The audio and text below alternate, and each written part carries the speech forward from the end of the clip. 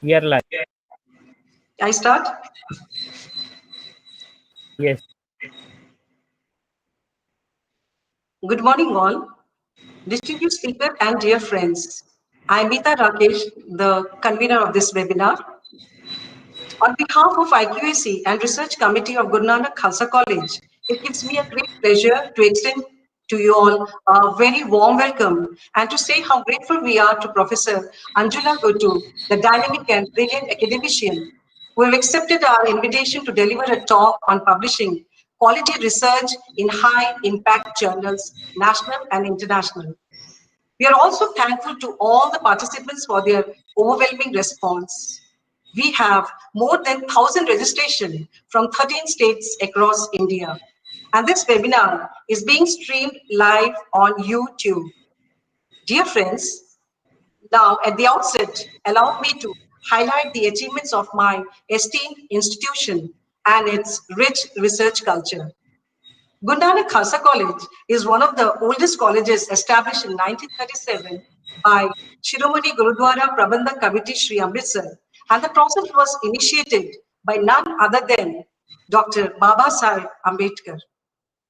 It is conferred with autonomous status by University Grant Commission in 2019, accredited by NAC with A grade and CGPA 3.54.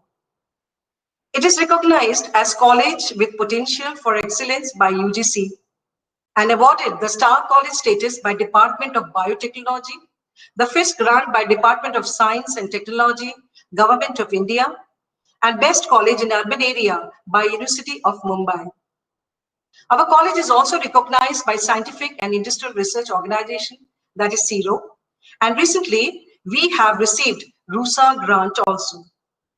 Our management, Principal Dr. Kiran Mangaonkar, IQAC Coordinator Dr. Davinder Kaur Basin, and research committee members have always taken a tremendous effort in revisiting and reinventing the important aspects of research, like research paper writing, research proposal writing and funding, research publications, by organizing various seminars and workshops, thus leading to an excellent research credentials.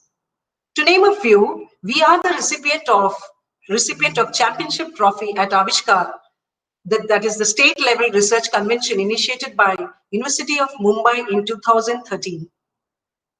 Our 85% of all AD teachers are PhDs. We have 34 research guides and 20 students have completed PhD in the last 5 years. And currently, we have 66 students pursuing PhD under these guides.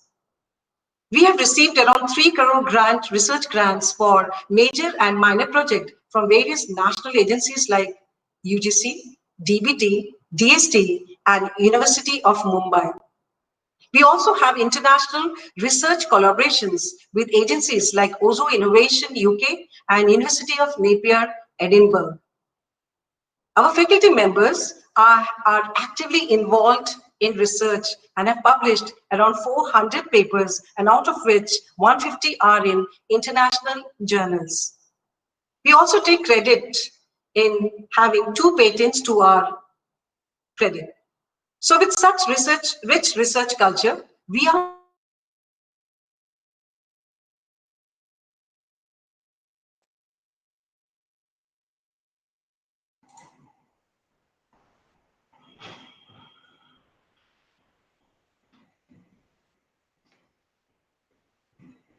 the only certain thing, and the silver lining in this picture of bloom is research and advancements in especially scientific publishing. Hence, this webinar aims to drive research forward. It is gratifying to say that the agenda of the webinar covers a wide range of very interesting aspects relating to the publishing of research paper, like understanding the types of journal to aim for, learning the difference between report, proceedings, and white paper, writing a research paper of very high quality, and finally, developing innovations to publish the high impact journals. So, dear friends, if you are a faculty member, early career researcher, or senior researcher or a PhD student and planning to publish your paper soon, I am sure you would benefit hugely from this webinar. Without more delay, it's now time to hear the esteemed speaker as she unfolds the steps for ensuring the smooth, effortless, quick, and successful publication of the research work in leading world-class journals. Thank you so much. Now, I call upon my colleague and an active researcher, Dr. Ravinder Kaur Chima, to introduce our distinguished speaker. Over to you, Dr. Ravinder Chima. Thanks, Dr. Meeta. Good morning, everyone. It's my privilege to introduce Professor Anjula Gurtoo, our guest speaker for the online webinar on publishing quality research.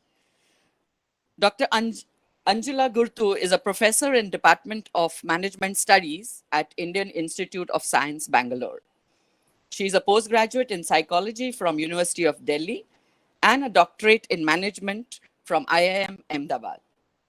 Professor Anjula has expertise in various fields,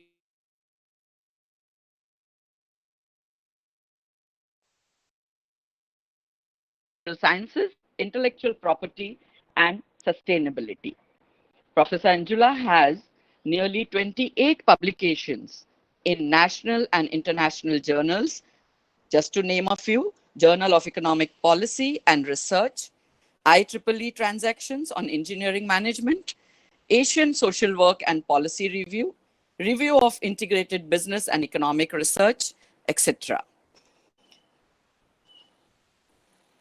She has authored 3 books and has 711 citations and 12 H index that speaks the quality of Madam's research. Professor Anjula has been honored with fellowships at international level, namely International University of Japan, Nigita, in 2015, University of Leeds, United Kingdom, 2005-2006, Social Science Research Council, Washington, D.C., USA, 2003. Professor Anjula has many prestigious awards to her credit. To mention a few, firstly, South Asia Management Research Fund by Institute of Asset Management, United Kingdom in 2013. It was one of the highly recommended projects. Secondly, Pandit Jawaharlal Nehru Award for her outstanding contribution in the field of public policy and social sciences by Department of Science and Technology, Government of Madhya Pradesh. In 2011-12, Professor Anjula was awarded United Kingdom India Education and Research Initiative Grant under the UK-India Staff Exchange by British Council. Your paper, madam, titled Women Entrepreneurship, received the Best Paper Award from ICSB, IJGE, NWBC, University of Washington, D.C., USA, 2010.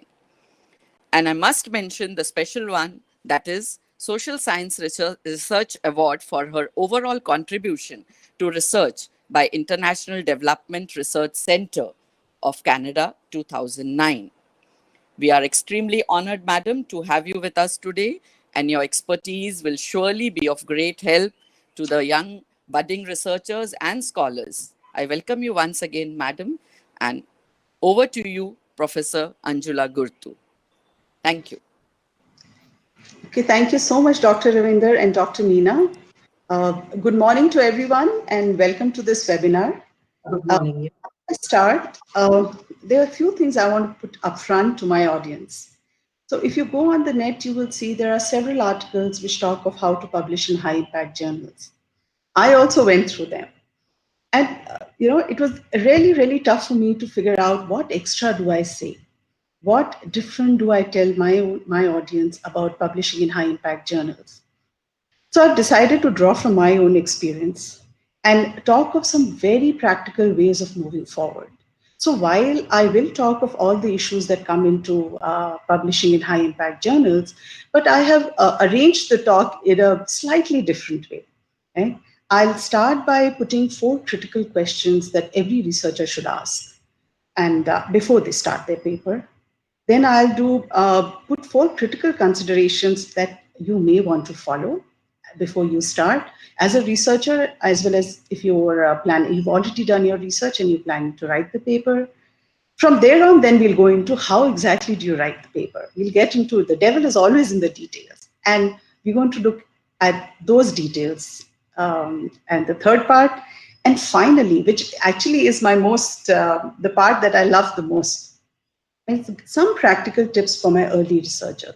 I know a lot of my audience are teachers from different colleges who have a lot of burden teaching as well as administrative responsibilities. And research in that sense becomes extremely difficult to do because there's time to be managed and research does take time. So my last part of my presentation is to give you some very practical ways of moving forward for our college teachers who actually have a lot of teaching and administrative responsibilities. And so therefore, this is how I'm planning to give my presentation. And as I said, I'm going to draw from my practical experience and try and help you through moving forward in very, very practical way. So let me share my slide.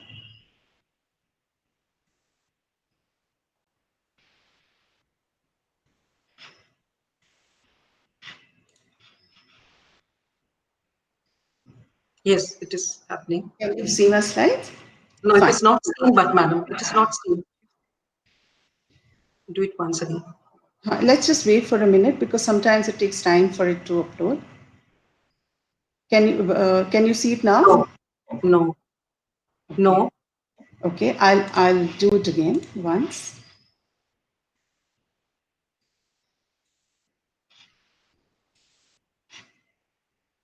Can you see it now? No. Is it visible? It is visible on YouTube. Okay, fine. Then I think I'll proceed. Is Okay, that yeah. okay? So as I said, this is what But my it is visible. Yeah. it starts with putting 4 critical questions to all of you, then putting 4 critical considerations that you may want to follow, and then we'll delve into the details of writing the paper. So getting straight into it. My first question that I want to put to all of you is, think about this question: can I collaborate with some credible and known researcher of that area in my paper?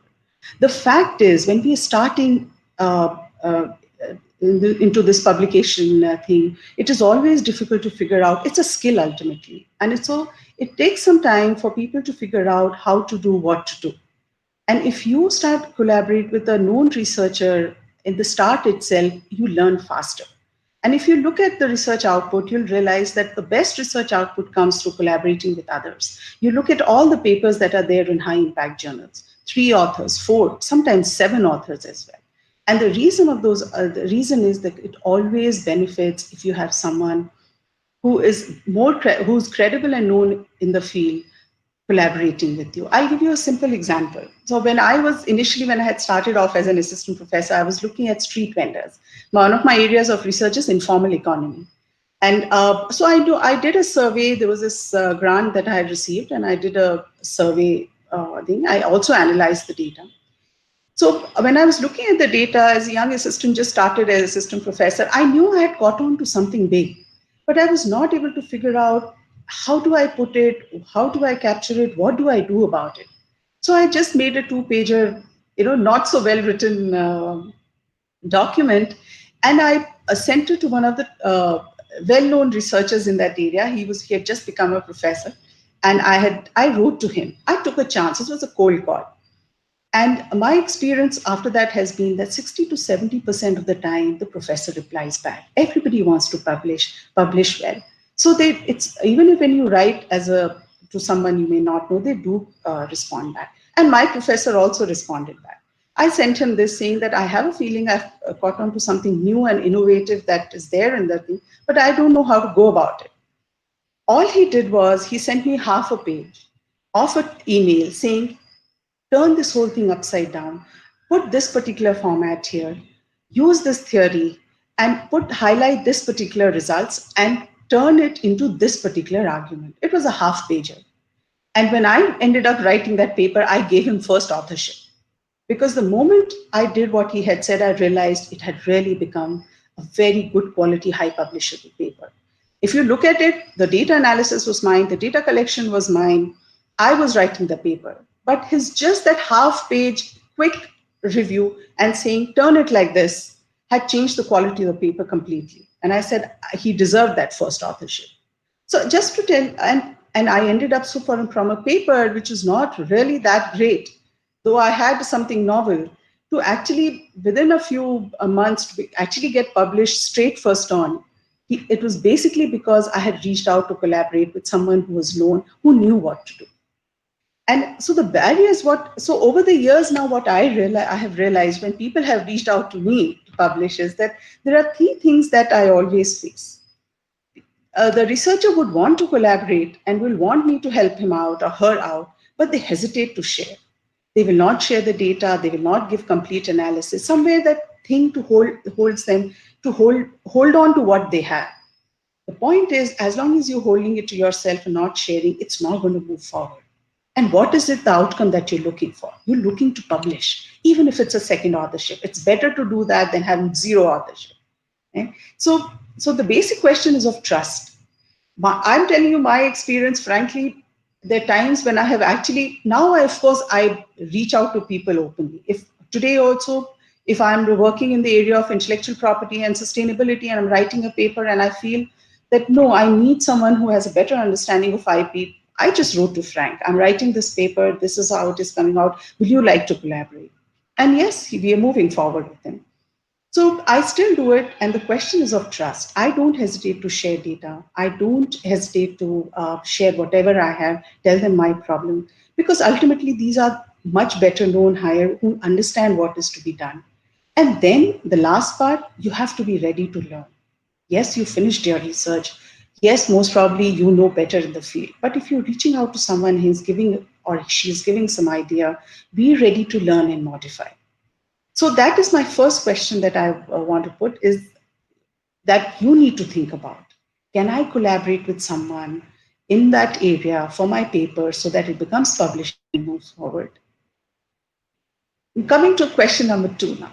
The second question that you need to ask before you start writing is, if you have still not collected data, can I get credible data to analyze? And if you have the data, is my data credible enough? Right? You have to have a hard look at what you have, right? And look at it carefully and see whether it give me an analysis. Does it have all the variables and factors? Is it comprehensive enough to give me a good analysis? So I'll give you an example, a recent example of COVID in my group of researchers. So when this crisis happened, and this crisis was at several levels. The retailers were in pain. There was a health crisis. There was a migrant crisis. There was an economic crisis going on. All of us were like, we need to capture it. We need to figure out what it means. But the point was we were going through a lockdown. The health sector, the health professionals, the doctors, they were really stressed out. Where would the data come from? Who would give us the data? How will we capture it? And we realized that, yes, while we would want to do this research, it's not possible now. We'll have to maybe 6 months down the line, 1 year down the line is when this data will come in. So we figured out this data is not possible, and therefore we need to hold on to this research. Similarly, another example of when I had the data, but I realized it was not good enough. I'll give you an example of similar and the same set of data where I published with the researcher, which I was talking about the earlier example. Once we had analyzed and figured that out, we also realized that we didn't have a few variables or factors which were important. We had missed them out in the survey. What did we do? We went for another survey. And the first survey, I had about 400 sample size. We went for another survey, captured another set of information, ensured that our sample size was 600. So that if I was to combine phase 1, and I wrote it very clearly in the methodology, we did the survey in 2 phases. Phase 1, where we captured this. Phase 2, the sample set was different, was not the same person, but a similar profile. I designed the research to ensure that happened and collected 600 data more. And then I went ahead with publishing. So I'm just giving you these examples to tell you that you have to have a hard look at your data. Just if you have gone and collected something and you've realized you've missed the variables, the idea is to go back again. There are methodological ways to do it. As I said, large sample size is one of the ways to do it. which I had also tried. And there are other ways to do it. Statistically, there are ways to manage this. When you have one set of data from one set of people, another data from another set of people. But you have to have a hard look at your data and check whether you have credible data for analysis, or is the data enough for the analysis. Now, question number 3 that you have to ask yourself before you start. Have I looked at the latest, the seminal work and well-known theories? Right? All good quality, high impact papers are built on existing and latest seminal work. You have to search for the most quoted authors, search for the most used theory or the most popular theory, the latest perspectives that are coming from. I'm not saying you have to follow it. You can counter it. You can add. You can quote and say, my results show they're not significant. Half of it is not relevant for India. You can happily, you can do that. So it doesn't mean that you have to pick up a theory and then apply it and sort of prove it. No, you can counter it or add to it or quote that part of it or demonstrate that part of it is not applicable to your sample set. But the point is your discourse or your discussion should begin from where the latest has ended and not from the past, 10 years back, whatever argument was there 10 years back, 5 years back. Right? So that can only be if you do a good search. If you look at, when you're doing your literature review, you look at the most quoted and the most popular theories and perspectives. Right? And good papers will always have a logical rationale and will always be tied to a theory. And to put this point across again, doesn't mean that you have to follow that theory in total, but you have to follow that logical argument that theory gives, and you can always counter it and say that, no, our data did not show this. So that's question number 3. The last question that you need to also figure out is what journal type suits my type of research the best. Right? All journals have a focus. And sometimes it happens that a certain kind of research that I may be doing may not be the focus of that journal. I'll give you 2 examples. For example, the case study approach. Right? Suppose I take a very good 45 case studies. Right? I do a good case study of about more than 35 case studies. And then I decide I want to publish in the IEEE transactions. It's not going to happen.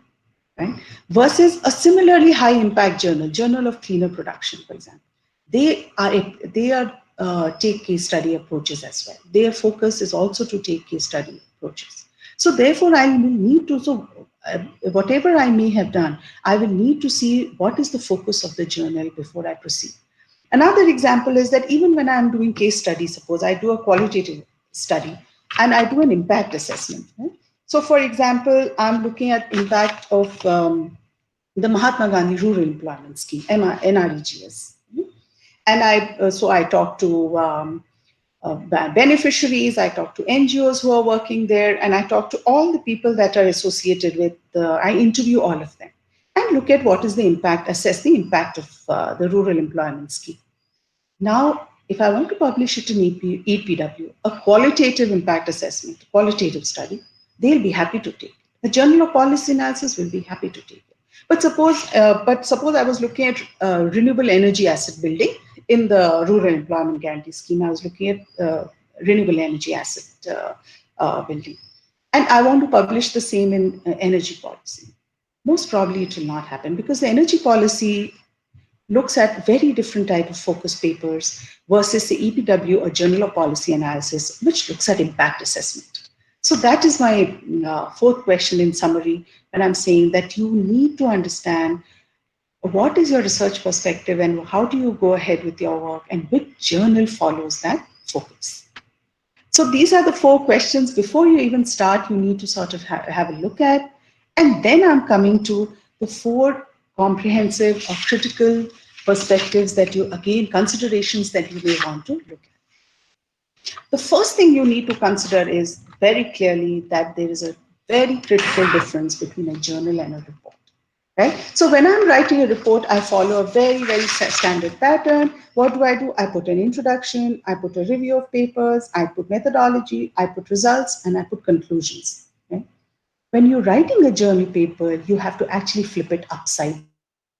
You have to. I will talk about this in much detail later in the slides, but you have to start by building the argument. So therefore, when I say flip it upside down, I'm saying your conclusions, where you've put those arguments, where you've used seminal work and known theories to sort of put higher implications and understandings, that has to be the first part of your paper. In the introduction, where you build the rationale of the study, where you say, hey, see, these are the theories they're talking about, my results are showing this, and therefore I think it is worth a look for your journal.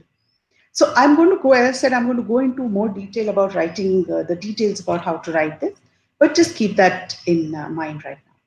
The other thing which most of the people will tell you is what matters to journals is fresh, new results.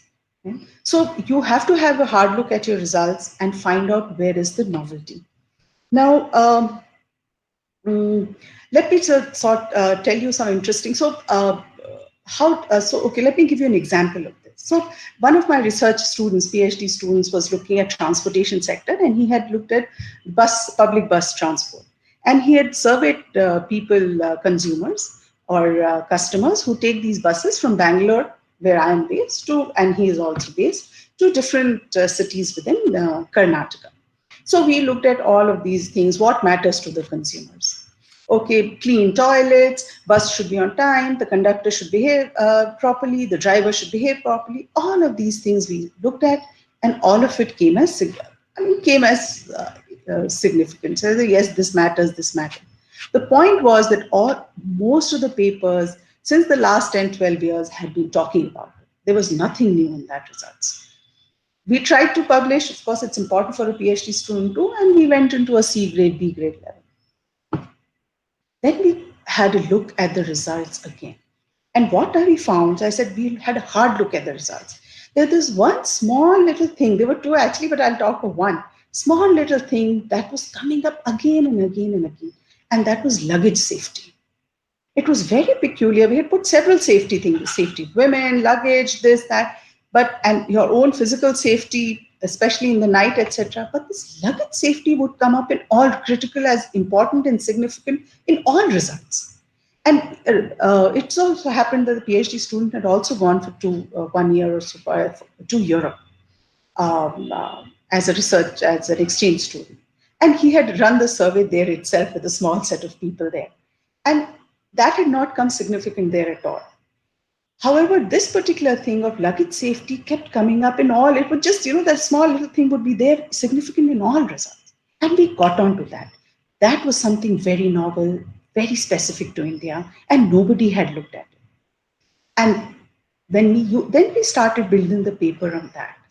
And we realized that a lot of these issues about lockers, issues about insurance of the luggage, all when we started delving deeper into it, we realized that is what was novel in our study.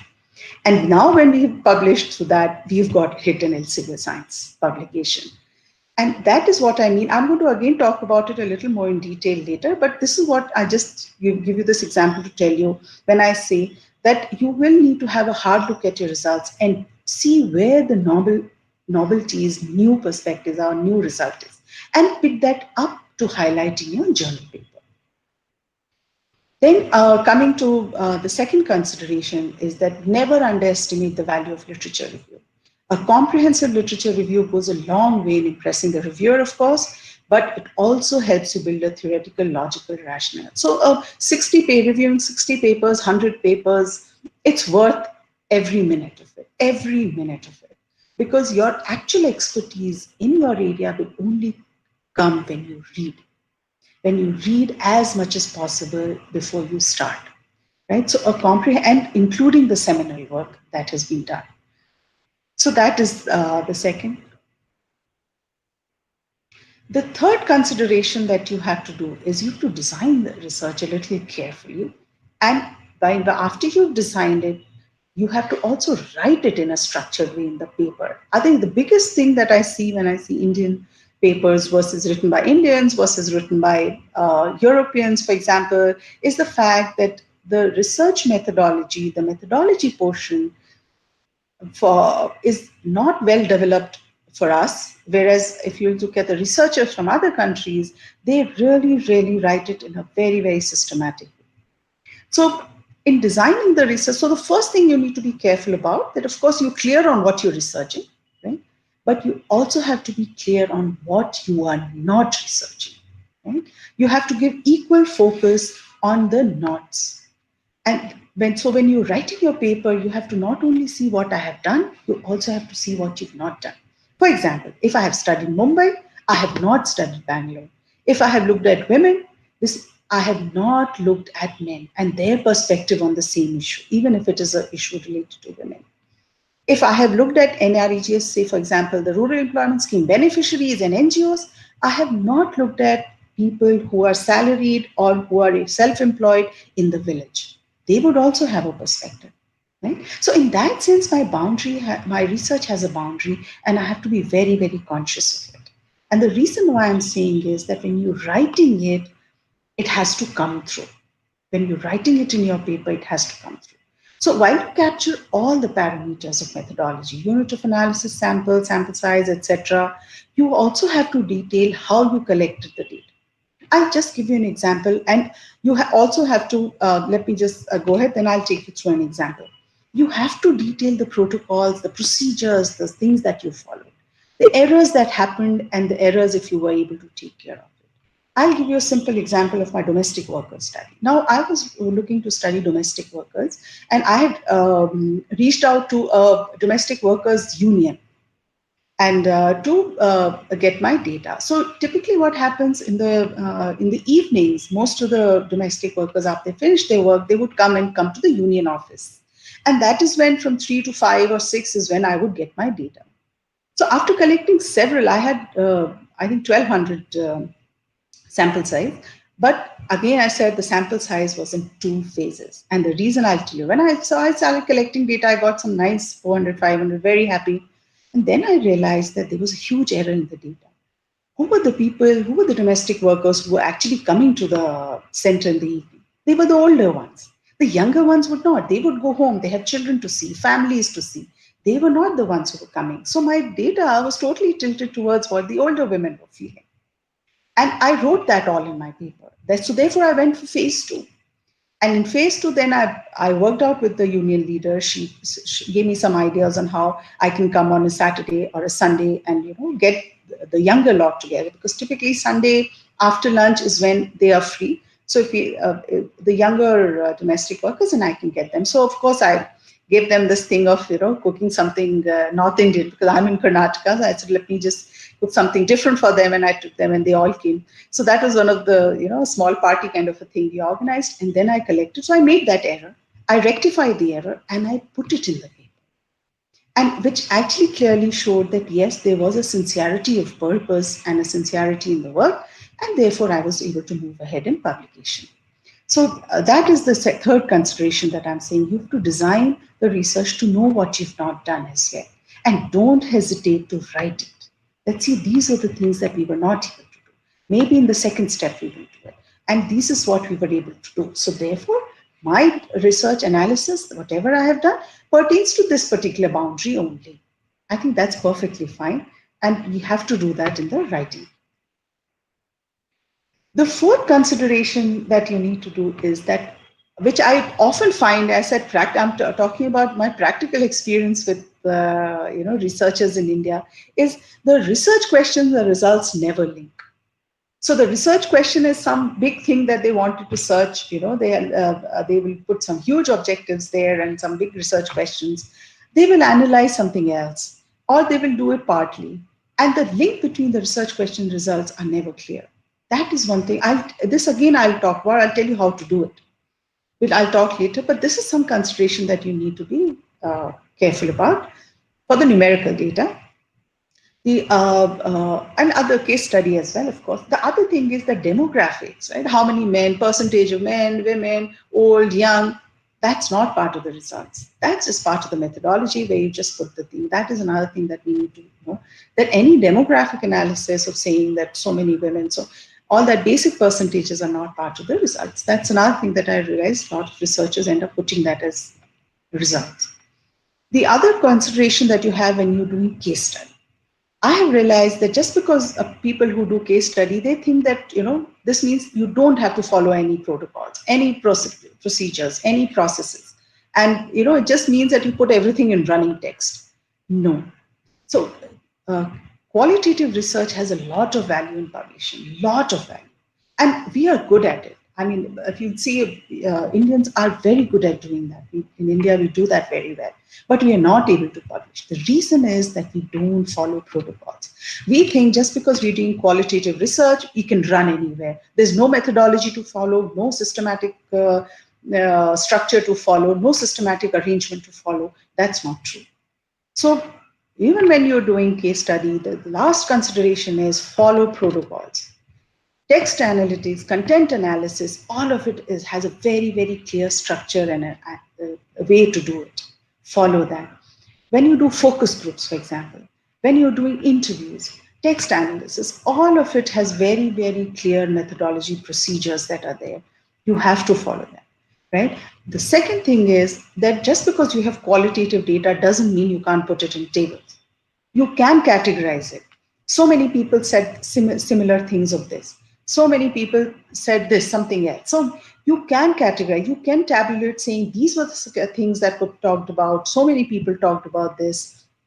You can put a very nice table into it. You can also pick up variables that got discussed, right? So for example, when I studied domestic workers, these were the 5 things that came. I can put it in a tabular form. Why not?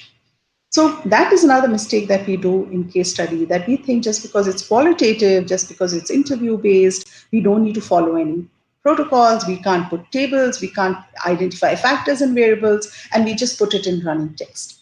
So that is the fourth consideration, that you have to see that in case study, you follow protocols as well.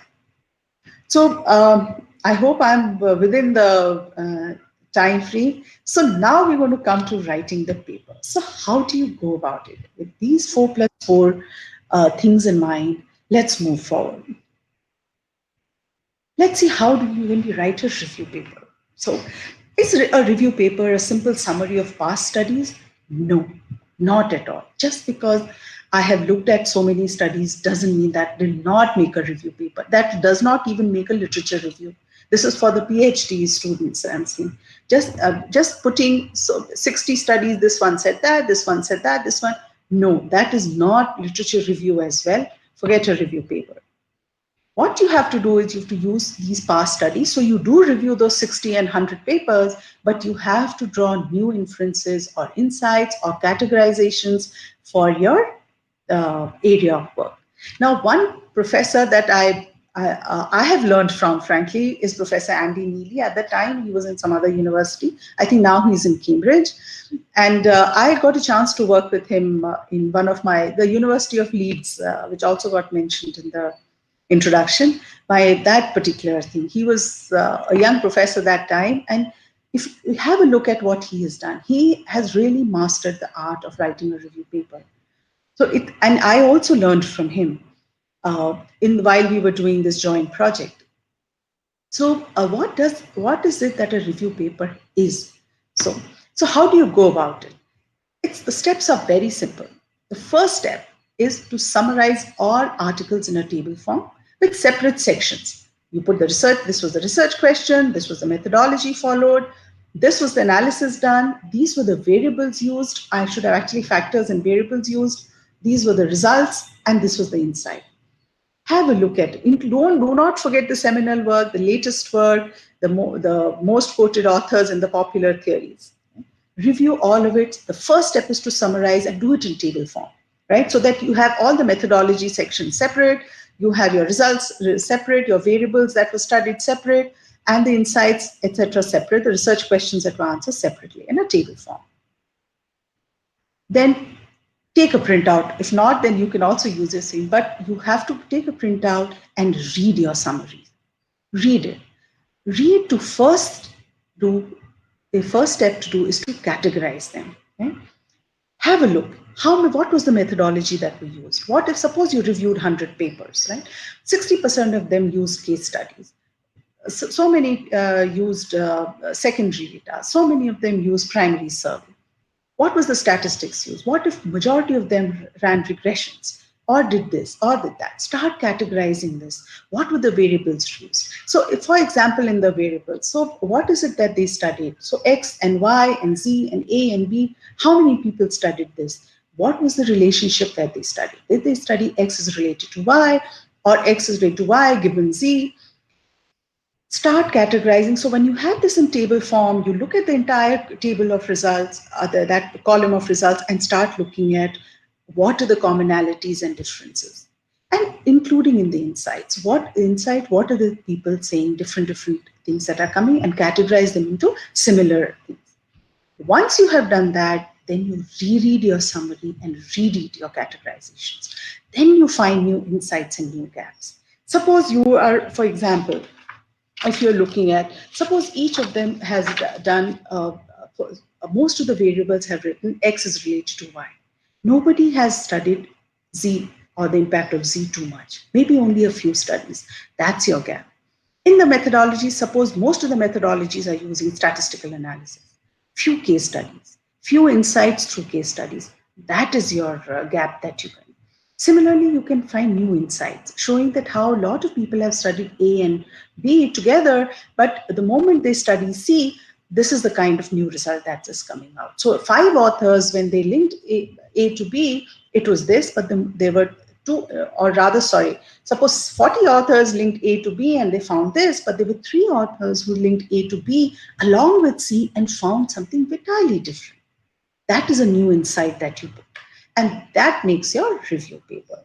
So you summarize articles, look at each of these sections, categorize them as to what is happening in the methodology, what is happening in the statistics, what are the results that are there, what are the insights, and then you reread to see if you can draw new meaning. Can you look at what is happening in the results? Can you look at what is happening and what are the gaps? What if some variables were not studied at all? What if they were studied but ignored? What if there's a new theory that you find which actually explains a lot of the results but has not been used, but 1 or 2 authors have used this theory? Those gaps that you find or new insights that you find will make your review paper. So now moving to the next is our data analysis paper. Now this is a very critical slide, and several things actually have to fall into place here in this conversation today. I'm coming back to that all thing that I had said, that you have to, when you are writing your paper, you have to turn the whole thing upside down. Remember the question that I had said, the consideration that I had put. I'm bringing it back here again. So while we follow this introduction, literature, analysis, and discussion, the first thing that you have to do is you have to first put the results in place. I'm going to go back to my example of the transportation research. Right? So as I said, we had done this PhD, very nice PhD, but there were no exciting results. Everything, many people had said, yeah, toilets need to be clean, and the conductor has to behave nicely, and the driver has to behave nicely, and the things should be on time, and everybody was talking about it. When we started, but I said, one thing that was standing up again and again was the fact that this luggage safety was very peculiarly coming out in our result. So very, very peculiar, that safety of the luggage was very important. And we realized we had got on to something new. So the first thing we did was we put those results, those tables straight in the results section. So we opened the document and said, put the relevant tables there. We put the relevance tables there. And said, okay, if with these tables, now is there anything else that we can do? So the researcher said, yes. Now that we know that luggage is important, let's categorize and see is it just for older people or younger people as well? Is it just for women or men as well? And so I said, okay, fine. So we quickly said, okay, given that some people think luggage safety is very important, some say it's not that important, what comes in? Then he said, let me also run an analysis, statistical analysis and regression to see that what really impacts this fear of my luggage will get lost. Right? And immediately then he said, okay, fine. So he put age, he put this, and so I'm just saying he did a little more analysis to support this peculiar result that we had found, which is novel, innovative, publishable. And we put it first in the center. Once we did that, after that, we checked, and we then put our research question around that. So the point is, we were researching transportation and consumers, but as the luggage had come important, we reframed our research questions to look at what. So while we were looking at transportation, we reframed it to make it as a consumer or a traveler study. Right? Our research question then went to what's important for the traveler. That became our research. So that came first. I said upside down. So our results came, and then we went straight to the discussion section. So therefore, we said, okay, fine. Now we said, so what does it mean? Right? We started said, what do our results show? What does it mean?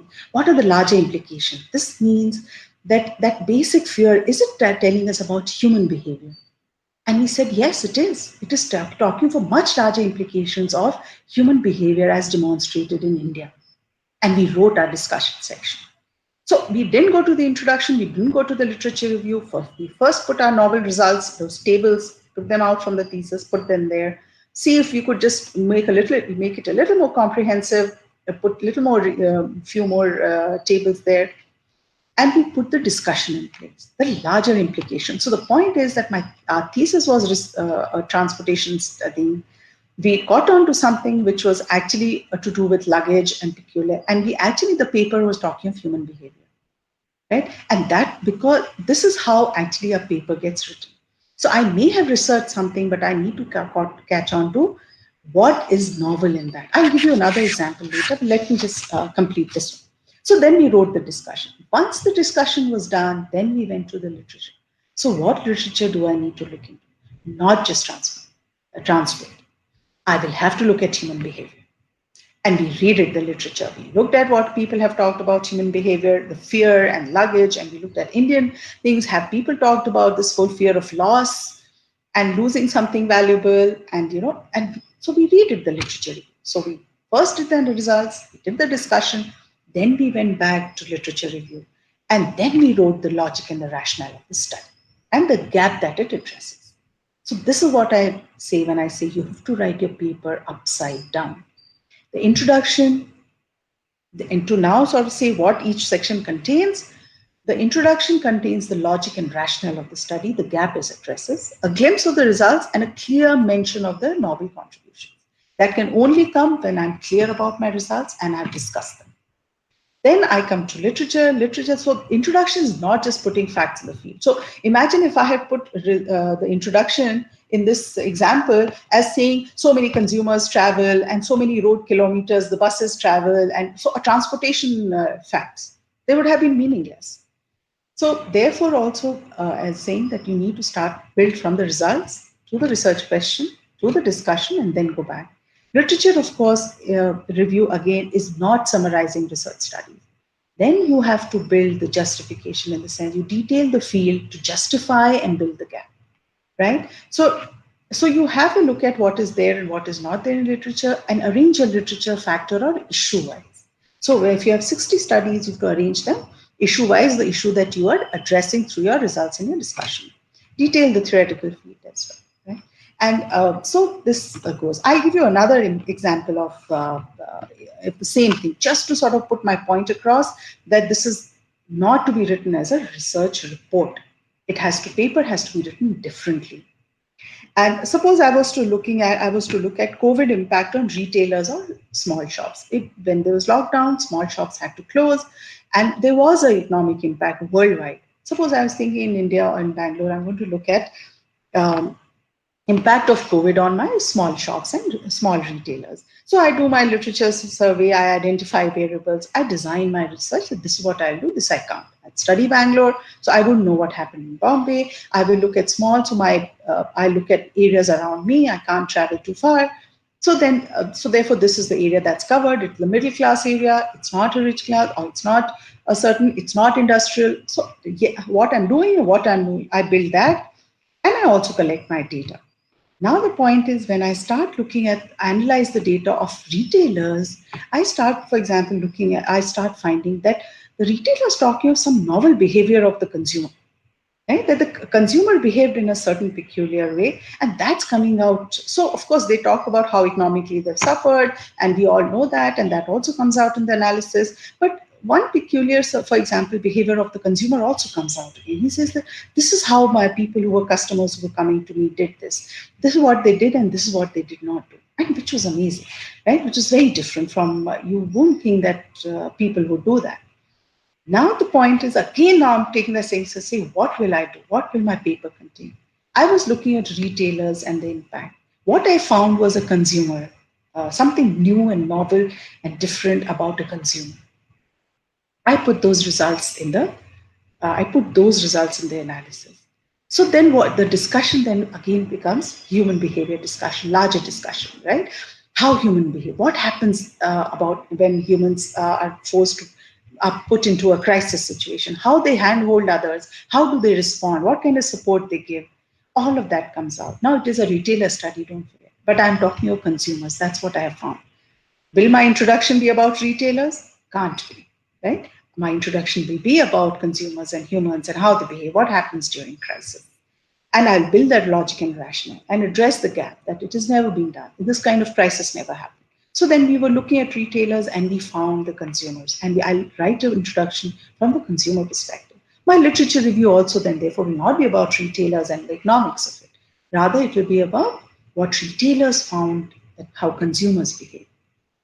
That is another example to show how the analysis paper has to be written, right? Where you may have researched something, in summary, I'm saying you may have researched something, but what you need to sort of put in the paper is something new, novel, different that the journal would like to see. And for that, you have to start by saying, as I'm summarizing, you have to put the results first. When you open your document, first thing you have to put are the relevant tables of the results. This table, this table. See if it's complete, or you would want to do a little more of, demographic or some other study to sort of build that particular novel new result that you have found. And then discuss as to what is it that it means. Build your introduction and your literature around that. Okay, so I'll move. I hope I have clarified that. Yes. You have. Okay. So now I'll go to some critical points of qualitative research. Right? A lot of us do case study research, and we always think that no, unless I know quantitative data analysis, unless I know R and the SPSS and any other statistical package, my research is not good enough. Journals will not like it. That's not true. It totally depends on the focus of the journal. As I said, the Journal of Cleaner Production, for example, loves to have case studies. They want to look at what is happening through the case, more in-depth understanding of what is happening, rather than, say, a secondary data. They also look at secondary, but I'm saying they also appreciate case study. What goes wrong with the qualitative papers is, as I am again repeating myself, saying that just because you have picked up you have done interviews and you have free-flowing conversation, you think that does mean no research methodology. It means no systematic analysis. That's not true. Everything, you have to have a sample plan, sample strategy, you have to have procedures, you have to have controls, the structure of the interview, all that needs to be designed first. What will I ask? What will I not ask? What will be the sequence of what I will ask? Who will I ask? What will I ensure when I will ensure that the person has 2 hours of free time. What are the protocols? I will first contact that person, take that person's consent, ensure that send him the questionnaire beforehand or her questionnaire beforehand, and I'll follow the protocols that are required for qualitative research. Once I've done that, I will document it in the journal. And similarly, when I'll analyze it, I will again follow strict protocols. All content text analysis has very strict rules and regulations. Focus groups have rules and regulations. And you need to sort of read that, follow that, and ensure that you document this clearly and in detail in your qualitative paper.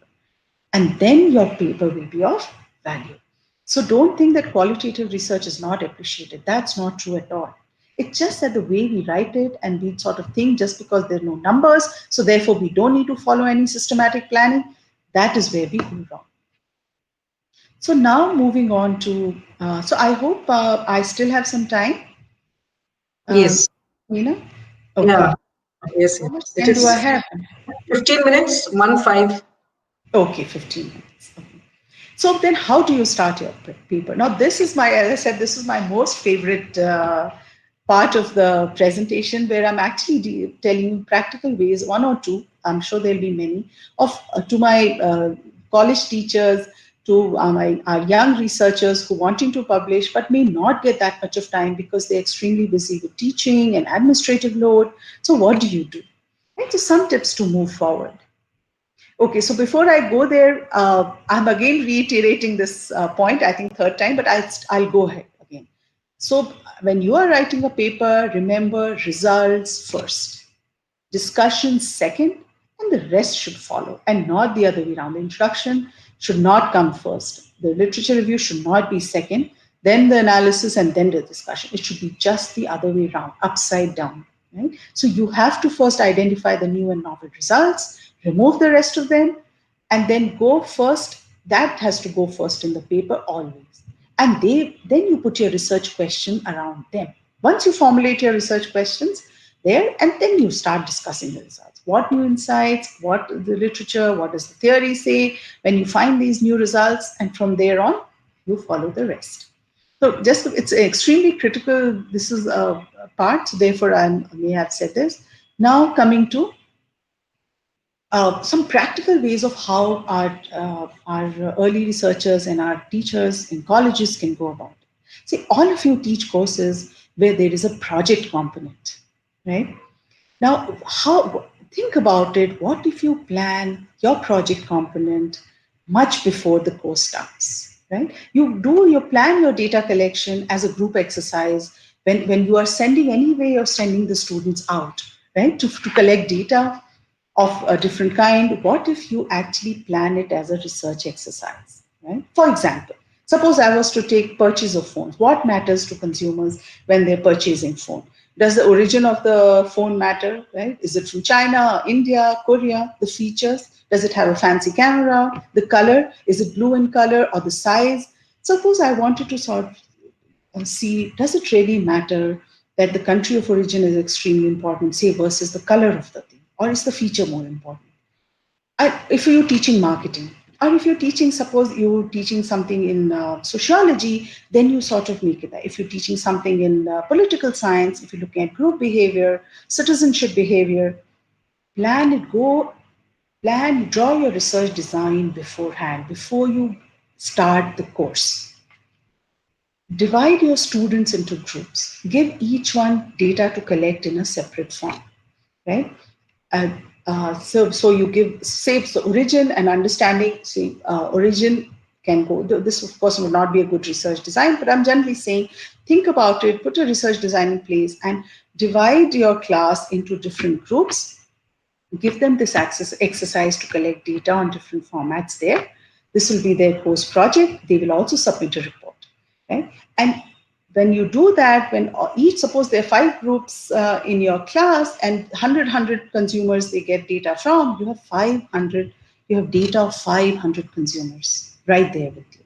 And the point is that you can also give them different kind of things to look at, right? A one pager on origin, one pager on features, something on color, something on size, or whatever, however you design it. And by the end of the course, you will have so much of data with you. Plus, because they would have submitted a project report, you would also have basic analysis in front of you. Right? So now the important point is you have to take consent from the students. So you have to tell them upfront, take it in, let's see, you will do this exercise, you will be graded. However, I want the authority, or you can say the consent to use this data to publish later, do my own analysis and publish. As a teacher, you have to take consent from the students. And if some of them don't give, that's fine. Some of the groups say, no, we don't want to give consent, that should be okay. And the groups which give you consent that, yes, teacher, once we finish the course, you give us the grading, you can use the data, we'll transfer the data back to you, that should be fine, right? And so the second so what you do is you acknowledge the fact, right? In your research design, you acknowledge the fact that so many of these students were there, they collected the data, and you acknowledge the class of XYZ, this particular course, for helping you out with data collection upfront in the paper. And you can also involve some of them who are interested to actually write the paper then, because they already know the area. So that is one way in that sense to get data for you, and some basic analysis already done is if you plan your teaching course well. The project component of your teaching course, if you can plan well. So you can take one, suppose you want to look at leadership. So you sort of break the group into different parts and say, okay, fine, all of you will look at leadership, but different parts of leadership. Or if you want that, no, one will look at leadership. Maybe I'll have two groups will look at that. I'll have 100 data there, and two will look at some say some consumer behavior, and I'll have 100, 200 data there. So you can also plan that.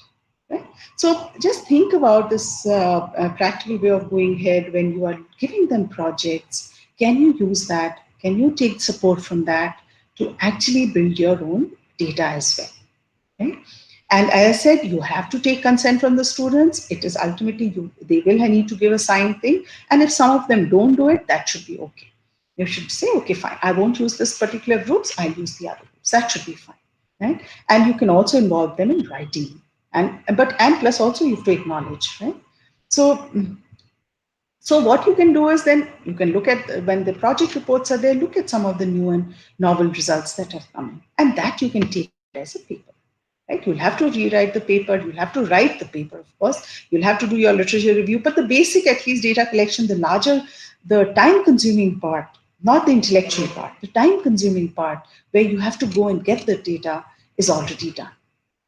So that is what is one of the things that, is a practical advice that I would give to all my fellow teachers in colleges, who, because all of us do have a lot of teaching load and a lot of administrative load as well. So, and as I'm saying, start putting the results in first. And the other thing, as I said again, to all my teachers and others, is a good way is to build a small outline of the paper based on the results, maybe a 4 or 5 page, and reach out to or collaborate with someone. Send that person this 5 page and say, hey, this is what I found. This is something novel there. This is how it's looking. This kind of a theory seems to support it or does not support it, or this popular theory actually counters this popular theory that is there. Would you be interested to publish? Try and see if it works, And even if, as I said, I have done it and I've done it with great results, even if it gives me a second authorship, even a third authorship, it doesn't matter. My ultimate aim is to publish, learn the process as well. So this is how it's maybe a practical way to go. The other is similar with a review, literature review paper. Plan it much before you start as a course project. I do it, I also sometimes, because, for example, when I'm teaching my policy course and artificial intelligence is a big thing. Everybody's talking about it. I want to know about it more. I want to understand the technicalities and others. I say, okay, fine, students. How about we all do a literature review of that? Sustainability and intellectual property is another area which was recent that I got into. I involved the things. I said in a group project, any group would want to take this up. Do a literature review of this. 3 groups took it up. Well, of course, after the grading happened, everything happened. I had a very nice basic literature to move ahead from to write a review paper. Of course, they had summarized. So at least I had all the summaries in front of me. Then you categorize them, and then you try and see what is new, and then you write your paper, right? By putting the new insights that are there. Here also, as I said, I'm again pushing the point, guys. I know it is tough to write a paper, and best papers are written with collaboration, so don't hesitate to write. As I said, I still do it. I still reach out to, I do cold calls, just write to a professor who's well known in that area and say, hey, this is what it is. This is something new that we've discovered. Would you be interested? You'll be surprised at how many people come back. 60 to 70 of them, 70% come back saying that would be interested. And there you are. You have a well-known researcher, they collaborate, the paper moves forward, and you are able to publish into high-impact journals. So this is my last slide now. What does the reviewer want? And I put it in what does the reviewer want, but again, as I said, these are 5 considerations that you have to again look at. One is that you need to ensure that you have a logical flow. And the logical flow comes only when, I said, practically it comes when you put the results, put your research questions from there, analyze it, and then start looking. So that, the way backwards is when the flow comes in. Then consistency in literature and discussion is similar, as I said, that you need to ensure that it's consistent with what people are talking about. I'm not saying you have to, in toto, follow what the Western world is saying or the Eastern world is saying. I'm just saying that you pick Pick up the discourse that is the latest. Start from there. Pick up the discourse that is the latest, and then you sort of put your point across. Right? The other is clear link of objectives to results. A lot of times, as I said, or we put some objective, and I gave you the example of when I was looking at COVID. In COVID, we are looking at retailers. What we found is very interesting results on consumers. So my objective and result, my objective cannot therefore be see study of retailers. It cannot be. When my results are showing consumers and I'm putting only those results in the paper, my objective would be to understand consumers. It will not be to understand retailers. Okay? That in that sense. Then, of course, proper citation is important and plagiarism check is important. If you have copied, you have to cite. If you've copied, you please see that if there are sentences that you write them in your own words. Right? The ones which are not, you have to write them in your own words and connect them to what you've written earlier and what you've written later.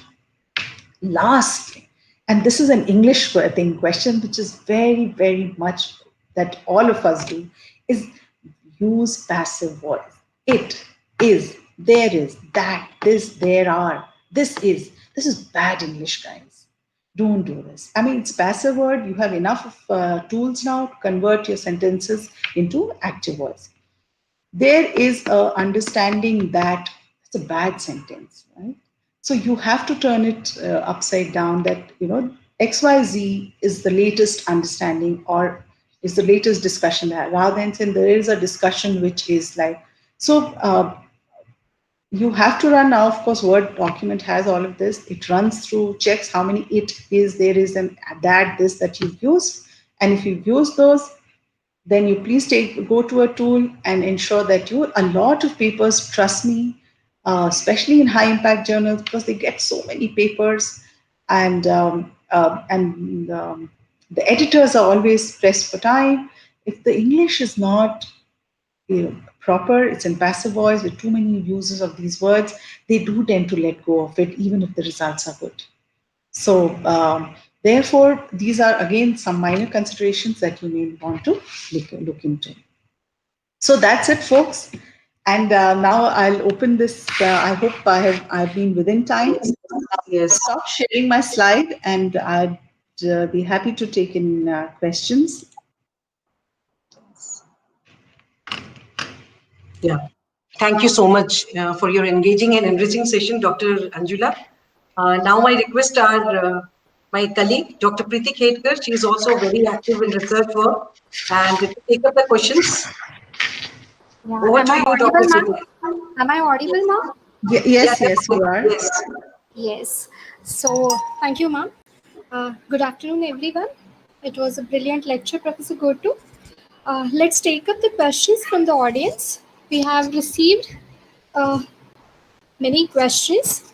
So, Professor Gurtoo, here is the first question by Ajay Kumar Kadyan. He says, ma'am, what is the impact factor and how it is checked in social science? Okay. So that's an interesting question, and you're asking a tricky question to me as well. So there are. So I'll give you a very, very honest answer, Ajay. Impact factor is basically calculated on how much of the papers within a journal are quoted and used and reused. Right? So oftentimes impact factor also becomes critical because suppose I'm writing a paper and my friends have also written in the same journal and I keep reusing them. I'm just telling you practically it also sometimes happens, often in fact, that we keep quoting the same person again and again. They quote us, we quote them, and it becomes a bit of a thing, and therefore the impact factors goes up. So oftentimes, while impact factor is important, and but I would, I mean, if you're really looking at publishing, I would say you need to, it's better to focus on, so new journals, for example, may not have a high impact factor unless they have worked this system where they've told everybody, please quote my journal, right? So high impact factors happens if I'm publishing in a journal and the journal says you have to at least quote 5 or 10 papers from our own journal if you want to publish here. So, Yes. so sometimes new journals do that. Sometimes new journals don't do it, so they don't have a very high impact. They have not yet built that high impact, but that is okay. I mean, it is fine either ways that you can publish in any of it, because, as I said, it is a bit of a tricky thing. Of course, some are very popular and they are quoted, and there are times when the journal, when it's new, also sort of works to get quoted and develop its impact factor. So there is next question by Dr. Ajita Rani. What she's asked is, minimum how many articles are required or mandatory to write a review article? So that is the Okay. question. So, Ajit, I'll tell you very honestly, I'm just telling you my experience of what I do with my PhD students. I've had more than 25 and they've all published. I push them to at least touch 100 to 120, at least. And the reason is that there are several components that come to it. One is the seminal set of 10, 20 papers, which are the seminal most quoted papers, right? The theories, etc. Then there are 10, 20 papers which are by the authors which are most quoted, right? So they, for example, Nancy in the field of sustainability is one of the most quoted. So you need to read her. Similarly, in sustainability, when I'm looking at it, I have to look at the theories that are transition and change theories, which are talking of industrial change theories. So that's another 10, 20 papers. Then I have to also look at what was happening, say, 10 years down the line. That's another 20, 30 papers. And then I have to look at 50 papers at least of what is happening the last 5, 10 years in the area of sustainability. So when I start sort of sorting it out, looking at least 10, 20 papers from the theories, 10, 20 from seminal authors, then it comes to about 100. So I would suggest that don't hesitate to touch 100 to 120. So the next question is by Ms. Hina Shah Jain. She's Hmm. asking, are all review papers published on invitations? Can we write and publish it just as we write out our research papers? Yes, review papers are not just published on invitation, not at all. As I said, check out Andy Neely's papers, and he really does a very good review. He writes a lot of review papers, and they are not just on publication, invitation. They are published otherwise also. As I said, what gets the review paper going is what novel, new thing you're talking about the area. When you look at these 100 papers, are you able to find something different that people have not looked at? Right. So if I'm looking at it, I have done 10, 12 papers, I've looked at it in a certain way. Right. Then there are another 10 researchers who have looked at it in the other way. Then there are another 10 researchers who have looked at it in the third way. And I get all of it together and sort of get some new understanding of the field from this. That is what gets the review paper going. Oftentimes it gets rejected because we think it's just a summary. So next is by Ms. Kajol Karmakar. She says, it just came to my knowledge that there are many unauthorized journals looking as same as the authorized ones. Can you enlighten how do we make Yeah. the difference or how do we differentiate between these journals? Yeah. Yes, that is true. That is very, very true. You have to be very vigilant. You have to go on the internet and check. That's the only way to go. You have to go and say, predatory journals. So there is a list that is there, which gives you a list of journals which are authentic and which are not. And if you type on the internet, you will find. And what you're saying, Kajal, is very true. It is a lot of journals mimic similar titles, and they all sort of open a office in the US, so you don't even know where it's actually coming from. And all of these things happen. You have to be extremely vigilant, and you have to go on the internet and check. And one of the best ways to check about the authenticity of the journal is to look at the editorial board members. Yes. Editorial board members will give you an idea of how authentic, how strong, how good a journal is. Sometimes it happens a new journal. I remember there was a journal in Cyprus. It's a small little island somewhere. But the review, and I was like, why would I want to publish here? And they were asking if there were they had some interest in some, because they're running a special issue. And I was like, Cyprus, it's a small, but the moment I went to the journal, I saw the review board. and I looked at who was the editor, I immediately realized that no, it's a new journal, but it has potential. And therefore, I went ahead with the publication. So the best way to judge is to go back and have a look at the committees. Who is the editor? Who are the different committee members? Which is the editorial board? Who are the people associated? And then you will know whether it is worth publishing there or not. The next question is again by Hina Shah Jain. She's saying, is there something like your review paper will be accepted only if you have some research papers published on the same topic? No, that's not true at all. In fact, review papers always come before you publish anything on that topic, right? So when we start our PhD, for example, a review paper is the first thing you write because you already have looked at all of that, so much of data and so much of past study. So that's not true at all. A review paper is always the starting of the research in a certain area, and you don't need to have demonstrated that you've already published before you can, in that area, before you can publish a review paper. Ms. Pavitra Balaji, she wants to know about the tool to minimize the passive voice thing, if you can suggest. Yeah. Okay. So I'll tell you how I go about it. I don't go on the net for a tool. I go to Word document, go to find and find, and I look at it. So I do it a lot with my PhD students, as I said, because when they're just starting out, it's difficult for them to figure out. I know there is a Grammarly, they advertise a lot, is a software called Grammarly, which helps you do that. But I have not used it. I just go to the Word document, find and replace, not replace, would not find. Wherever I see there's it, this means the sentence is not. I reread the sentence and I reframe it. So I follow that process, but I know there is a software called Grammarly which helps you in this. But you may need to pay for it, or maybe there would be a 1 month trial period or something there, free. Dr. Leela MH wants to know that how do you get to know about H index of how to get H index? Sorry. I think you need to go Google. That's a good question. We typically, our institute does it for us, so I'm not so sure. But I think if you go to Google Scholar, you'll find the H index there.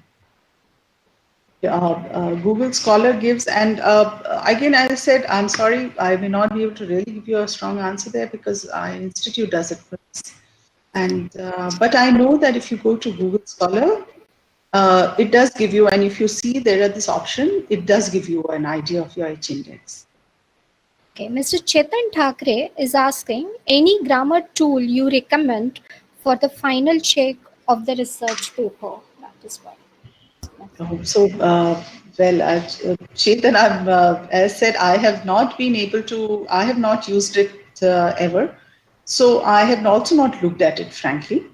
And I do prepare, as I said, my students' papers and remove them. But I use Word document and I just find that word. There is through the find option in the Word, and then Microsoft Word, and then just rewrite the sentence for them.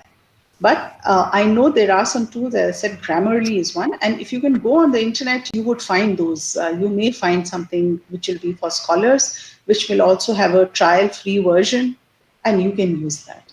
I think you will have to go on the net, Chetan, to search for those. And all of them are standard tools, so don't worry about which is more important or which is better or which is not. They're all standard tools. And they all are linked to a dictionary, either Collins or one of these dictionaries. And the algorithms are similar, so they would give you similar answers. And if you put a sentence, they will give you a similar replacement. So don't worry too much about, that's what I tell my students, don't worry about the thing, you ensure that it's free. It gives you a free trial version so that you don't have to pay too much, because they're not based in India. I think a lot of them are based in Europe and other places. Next question is by Ms. Sailaja. And the question is, can we publish a review paper, find the research gap, and propose the methodology where practical implementation is not still done? So is it possible? So yes, it's possible, but that has to not be part of the paper, but more part of the conclusion and part of future research agenda. But typically review papers don't have that. Review papers focus on finding new insights in the field. The idea of a review paper is to find new insights, new understandings in the field.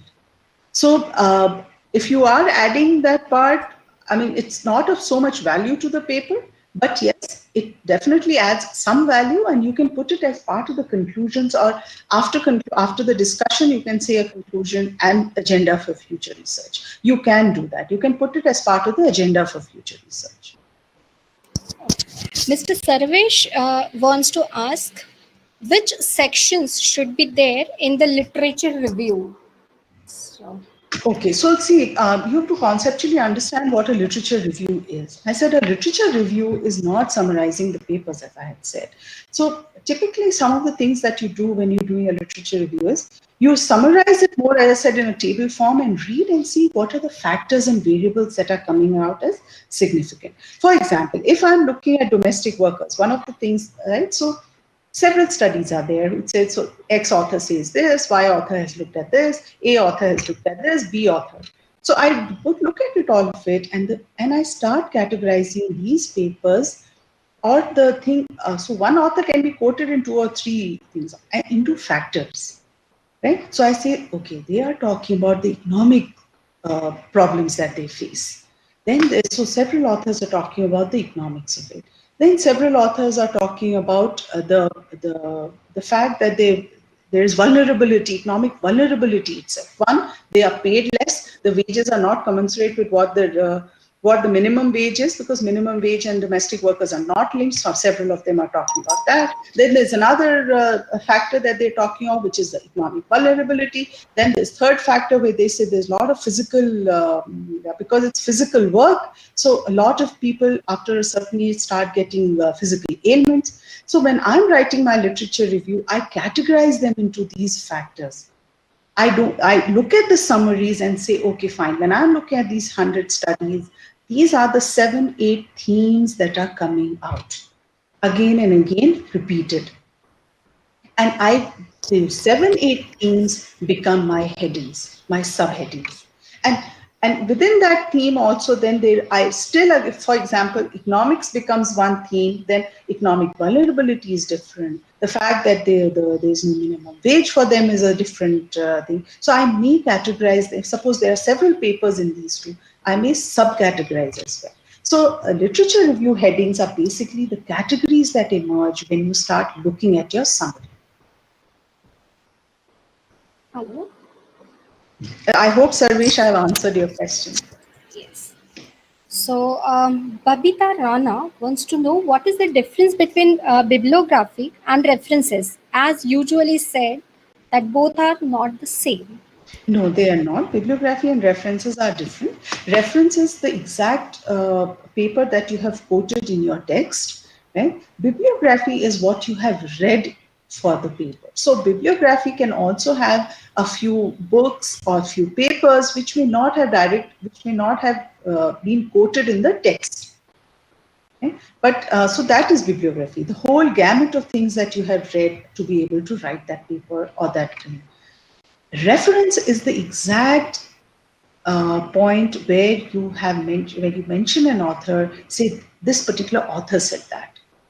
So they are not the same. So reference will, each and every reference in your references list will come in the text somewhere. It should be there, right? That this author, this particular thing has been said. This particular author, this particular thing has been said. Or this has been said by these 3 authors. Bibliography can have a lot more, right? You can put a few more books which you may have read just to have an understanding of the field, which you may not have ultimately quoted in your paper.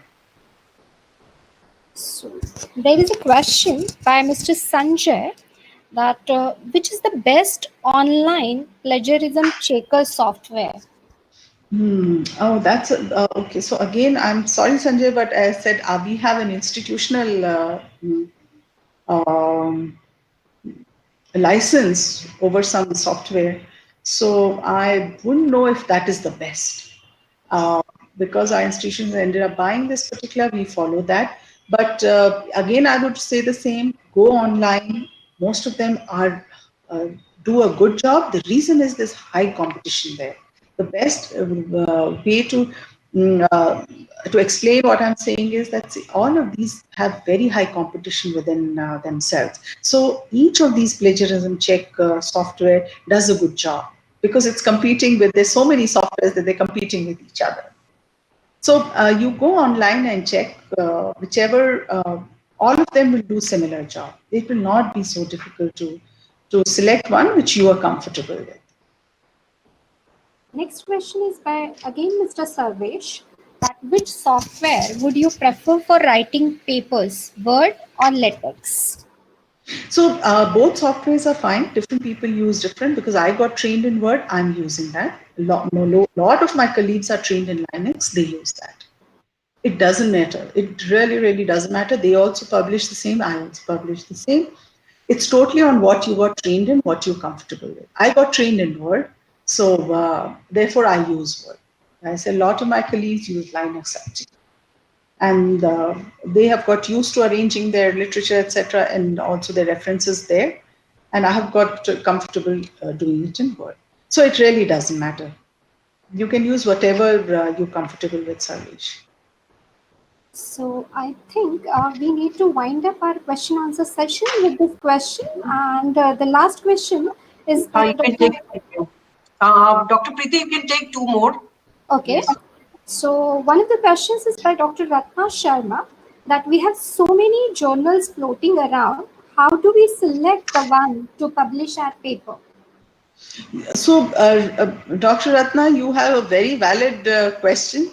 It's a bit of a search for all of us. It's a bit of a search for all of us. It takes some time. There are a lot of journals floating around, and as one of our audience had also said that you don't know whether it's authentic, not authentic. How do you sort of select? It's a bit of a search that you have to do on the net. And it takes a few days sometimes to figure out which journal makes sense. It takes a few days. You keep going. I mean, we do that.